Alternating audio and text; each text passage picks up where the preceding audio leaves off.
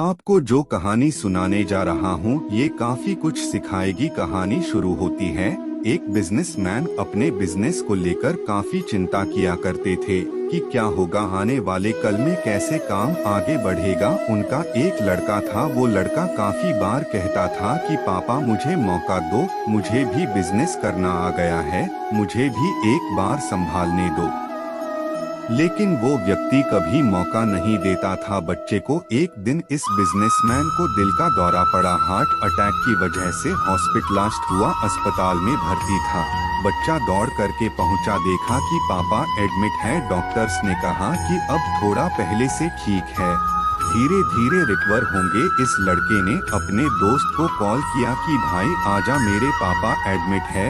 और वो दोस्त आ गया। उसने पूछा क्या हो गया पापा को, सारी बात हुई। उसके बाद ये जो बिजनेसमैन था उसने बोला चलना बाहर चल के आते हैं। बहुत देर हो गई। इधर अस्पताल से बाहर निकले तो एक आइसक्रीम दिया। बिजनेसमैन के लड़के ने कहा कि भाई आज आइसक्रीम। लड़का चौंक गया। जो दोस्त था कि यार क्या पागलपन है, पता ना क्या चल रहा है, पापा अंदर भर्ती हैं, यह बाहर आइसक्रीम खरीदी आइसक्रीम। उसके बाद खाने लगे तो वो जो दोस्त था उससे रहा नहीं गया। उसने पूछ लिया इस लड़क से कि भाई समझ नहीं आ रहा है, तुम्हारे बिजनेस का क्या होगा आने वाले कल में, तेरे पापा एडमिट हो गए हैं, उनकी तबीयत ठीक नहीं है, दिल का दौरा पड़ा है, हार्ट अटैक हुआ है, तो यह आइसक्रीम खा रहा है, मुझे समझ ही नहीं आ रहा है। उसने जो बात कही वह ध्यान से सुनी। उसने कहा कि मुझे मालूम है, तो ये सोच रहा हूँ कि मेरे पापा एडमिट है और आइसक्रीम चल रहा है। नहीं, मैं भगवान श्री कृष्ण का बहुत बड़ा भक्त हूँ और उनकी दो बातें हमेशा जिंदगी में याद रखता हूँ। पहली बात जो हम सबको मालूम है कि काम करना है, फल की चिंता नहीं करनी है, तो जो होगा देखा जाएगा। अपने काम पर फोकस करूँगा, बिजनेस भी अच्छा चलेगा। दूसरी बात, मैं तुम्हें एक कहानी सुनाता हूँ, समझ में आ जाएगी। भगवान श्री कृष्ण की जो पत्नी थी माँ रुक्मणी, इनका विवाह हुआ तो जो बड़ा बेटा हुआ उसका नाम प्रद्युम्न था। और प्रद्युम्न के जन्म के 10 दिन बाद ही प्रद्युम्न का अपहरण हो गया। छोटे बच्चे का माँ रुक्मणी नाराज रहने लगी, उदास रहने लगी। क्या हो गया है?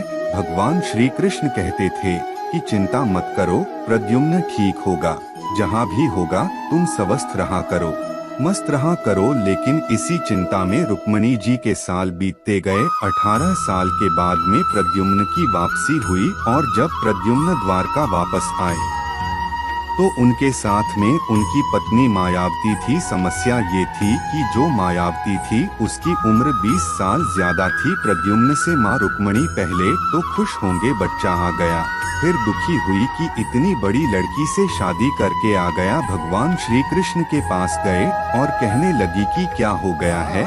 भगवान श्री कृष्ण ने कहा कि जो हो गया है उसको स्वीकार कर लो, चिंता मत करो। लेकिन माँ रुक्मणी कह रही थी बड़ी लड़की से शादी कर ली, यही मिली थी, ये वो पता नहीं, बहुत सारी बात है। उस स्वीकार नहीं कर पा रही थी, उदास हुए जा रही थी, दुख हुए जा रही थी।